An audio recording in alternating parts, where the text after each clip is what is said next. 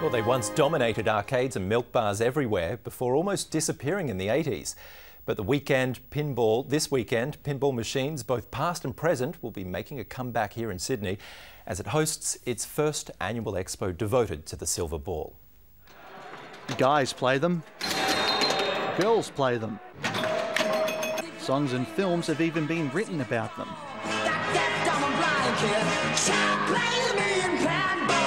Once upon a time, a game of pinball was the ultimate pastime. All you needed was a supple wrist, a stack of coins and a bit of free time. Starting tomorrow, Sydney will be treated to some of the latest and greatest in pinny prowess as Petersham Town Hall hosts its first annual Pinball Expo. Author Michael Shalhoub is one of 4 collectors to host the event. He owns hundreds of them dating back as far as the 1930s, when some of the first coin-operated machines were produced. Pinballs are very big. They were every street corner. They dominated the pool rooms, laundromats. So pinballs, I'd say in their heyday, the 60s and 70s, were extremely huge. Ryan Gledson's pinballing passion is so great, he even sold some of his collection to help put on the weekend-long show.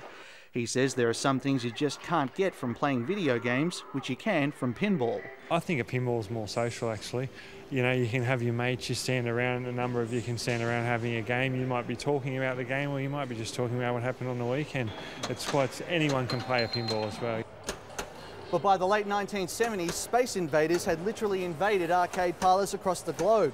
Suddenly, the humble pinball machine was replaced by video games, but the diehards insist that the silver ball is still relevant.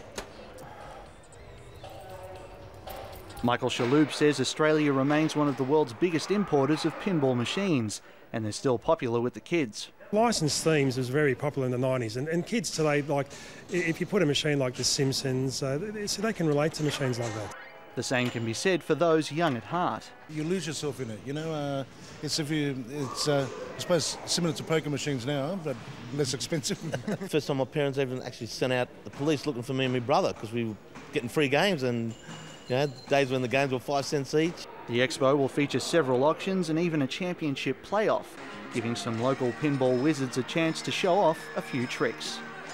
Manny Zigas, World News Australia. Looked like Manny was running out of money there. Yeah, better stick to his day job.